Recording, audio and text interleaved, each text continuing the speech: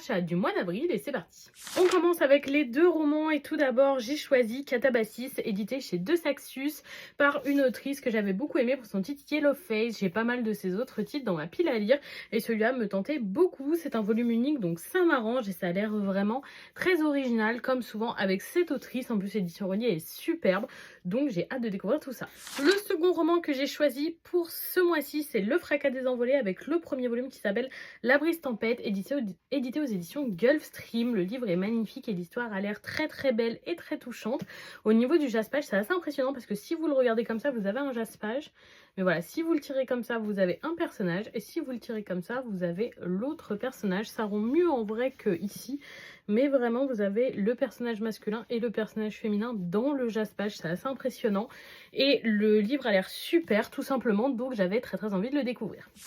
La BD de ce mois-ci, j'ai sélectionné Invisible, édité chez Casterman, un titre féministe qui va permettre de mettre en avant les femmes qui ont été oubliées dans les histoires de la mythologie. À l'intérieur de l'ouvrage, vous retrouvez comme ça une petite fiche transparente rouge. Et en gros, quand vous ouvrez sur l'histoire, donc là par exemple, vous avez l'histoire d'Achille, qu'on connaît très très bien pour son talon d'Achille. Vous lirez d'abord son histoire et ensuite la femme qui se cache derrière son histoire. Donc là, vous voyez que maintenant vous avez l'histoire de Thétis. J'adore le concept, ça a l'air hyper intéressant. C'est une lecture féministe engagée qui met des femmes de la mythologie en avant qui ont été trop souvent oubliées. Et en plus, j'adore le côté ludique de l'ouvrage. J'avais trop hâte de le découvrir et il vient juste d'être réimprimé. Donc si vous intéresse, foncez parce qu'il avait été imprimé une première fois en octobre. Il était tombé super vite en rupture de stock et là, il y a de nouveau du stock, donc profitez-en. On termine avec les 5 mangas que j'ai sélectionnés. Tout d'abord chez Crunchyroll et sans surprise, j'ai pris le 7e volume de la Grassfield Edition de The Promised Neverland avec Lewis sur la couverture.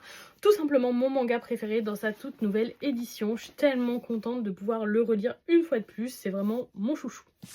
Chez Vega ensuite, j'ai pris le 3e tome de Peleliu Gaiden. Ce sont des petits volumes qui rajoutent de l'histoire à Peleliu. Tout simplement un titre de guerre très très sympathique que j'ai adoré. Et toujours un plaisir de découvrir ces petits ouvrages supplémentaires.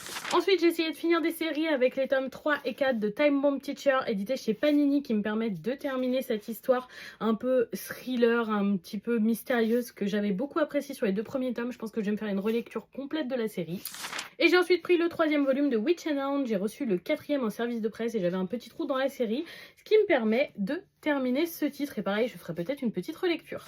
Et voilà pour les achats du mois. Dites-moi ce que vous en avez pensé et si certains vous tentent. Je vous souhaite à tous une bonne soirée.